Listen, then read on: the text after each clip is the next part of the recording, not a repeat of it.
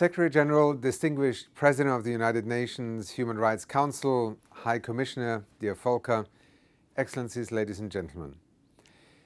It is a privilege to address this high-level segment of the Human Rights Council. Thus, I would first like to take this opportunity to congratulate His Excellency Ambassador Václav Bálek on his election as President of the Human Rights Council.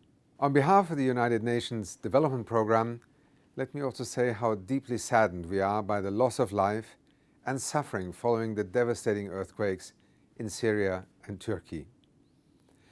As part of the United Nations family, UNDP will support affected communities in the coming days, weeks and months as they recover from this tragedy.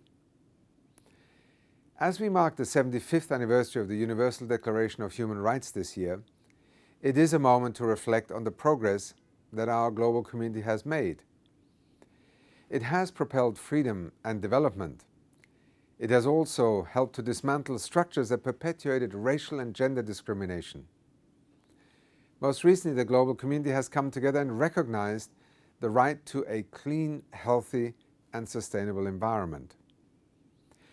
Yet, human rights are coming under enormous pressure in this era of polycrisis. That includes shrinking civic spaces and human rights backsliding in many parts of the world. Human rights defenders, including journalists and civil society leaders, are also under increasing threat. Indeed, UNDP's latest Human Development Report shows how trust is breaking down, which may then beget more instability.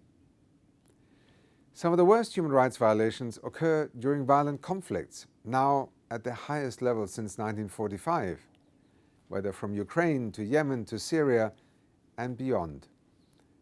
That includes also gender-based violence against women and girls. Indeed, there is a need for more concerted efforts to tackle intersectional forms of discrimination and violence, including against girls with disabilities. A new UN interagency statement, just endorsed also by UNDP, outlines a clear set of recommendations for the full realization of their right to live free from violence and discrimination, from legislation to finance. In 2023, the right to development remains a defining issue.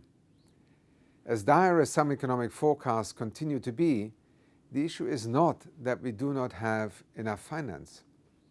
Global wealth has been estimated today at over $463 trillion. The real issue is where money is spent and by whom, and who benefits or not. In short, there is a pressing need for financing and debt relief to respond to the development needs of communities now without shortchanging the future. We must also address gaps in technical cooperation. Last year, I referenced the need to export the findings of human rights mechanisms more consistently into development practices and policies. That is now happening, including through supporting countries to fully leverage the Universal Periodic Review Process, or UPR. With the fourth cycle of the UPR commencing, we will support member states to turn conclusions of reviews and recommendations into actions and ultimately future reality. Albania has already used the process to support women facing discrimination, including the Roma community. Or look to Sierra Leone, which used the UPR process to help abolish the death penalty. UNDP, in partnership with the UN Human Rights Office, is strengthening our practical support to countries. That includes our partnership with GUNRI to support national human rights institutions, a cornerstone of human rights systems across the globe. This support, enabled by a tripartite partnership, will be scaled up in 2023 in all regions with the support of Norway. To take just one example of this engagement, consider the Asia-Pacific region, where we support these institutions to protect the rights of the LGBTI community.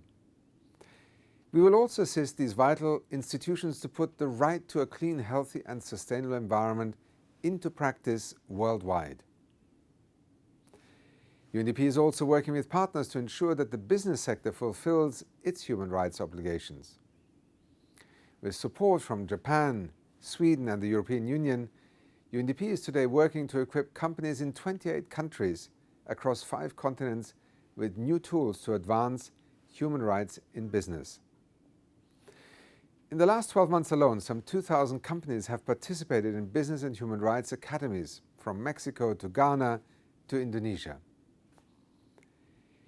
Distinguished President of the UN Human Rights Council, High Commissioner, as part of the UN family, UNDP will continue to answer the UN Secretary-General's call to action for human rights.